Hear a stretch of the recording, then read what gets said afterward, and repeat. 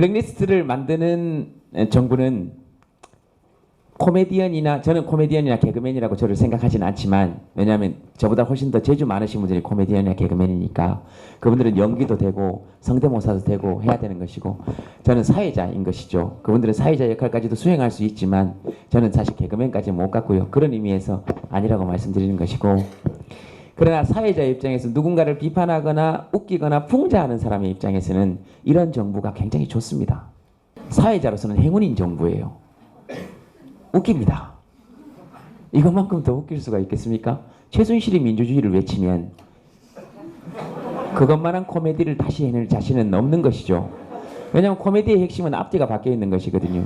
이완용이 대한독립이라고 쓰면 아무리 잘 붓글씨를 쓴다고 해도 그건 코미디입니다. 살아온 길과 그 글씨의 내용과 맞지 않기 때문에. 전두환이 자기를 희생물이라고 하면 실제로 희생시키고 싶은 욕구가 들죠. 그렇죠? 그런 걸 코미디라고 하는데요. 블랙리스트라는 말 자체가 코미디이기 때문에 저는 뭐 그런 점에 대해서는 코미디언으로서는 행운이라고 생각합니다. 이명박 정부나 박근혜 정부는 사실 코미디언에게는 행운인 정부입니다. 이명박 대통령 같은 경우에는, 전 대통령 같은 경우에는 총 개머리판을 눈에 갖다 댔죠.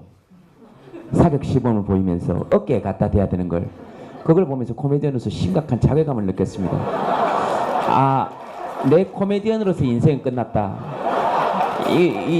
더 이상 웃길 수 있는 길은 사실은 없는 것이거든요. 그래서 굉장히 불행해했던 적이 있습니다. 사람이 사람을 웃기는 코미디의 첫 번째 요소는 예측 불가능성입니다.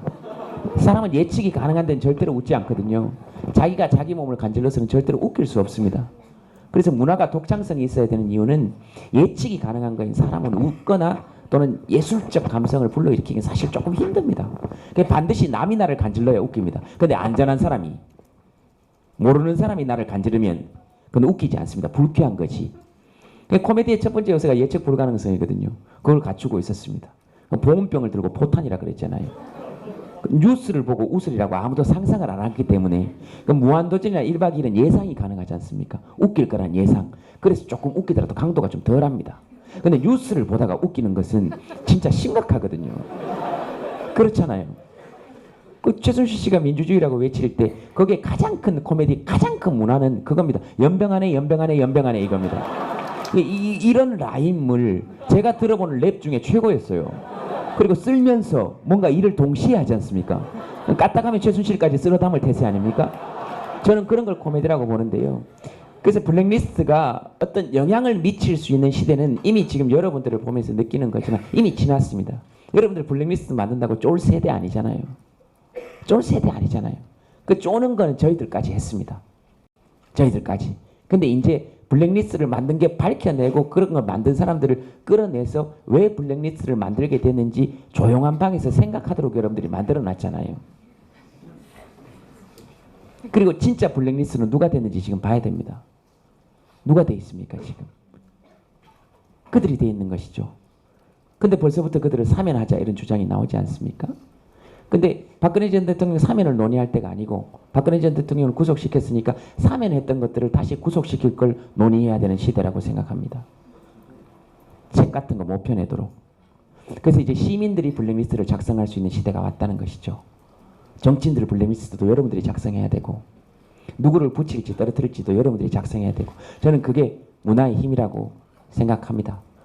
그래서 이제 여러분들이 다 대항할 수 있을 것이고 쪼는 건 우리들의 몫이니까 여러분들이 다 대항 정도가 아니고 이제 쓸어내버릴 때가 왔다 그렇게 생각합니다. 국정원 직원이 예전에 저한테 한번 찾아와서 그런 얘기한 적이 있습니다. 노무현 전 대통령 노제에 안 가면 안 되겠냐 일주기 때.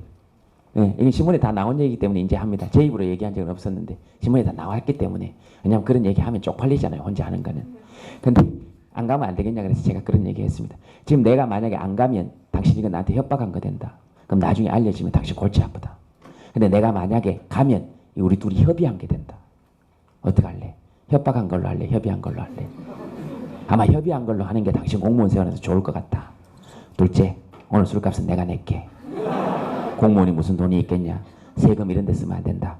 셋째, VIP가 내 걱정한다는데 가서 VIP한테 가서 내 걱정하지 말고 당신 걱정하라 그래라.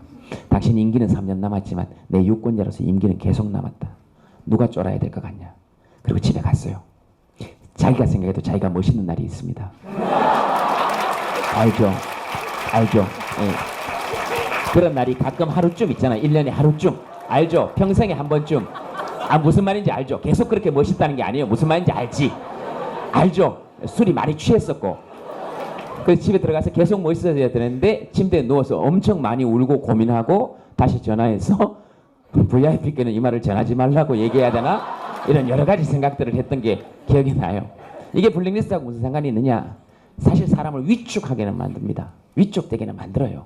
그러나 그 위축에 굴복할 수 있는 시대 지나가고 있고 뭐 여기 쌤이나 여러 사람들 때문에 지금 그 장애물들을 치우고 있고 여러분들은 이제 역으로 힘 있는 것들을 블랙리스트에 올릴 수 있는 진짜 힘이 누구에게 있는지를 논의할 수 있는 그런 시대에 있다고 생각합니다.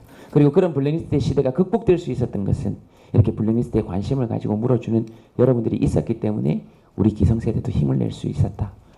그런 생각, 고마운 생각 함께 전합니다.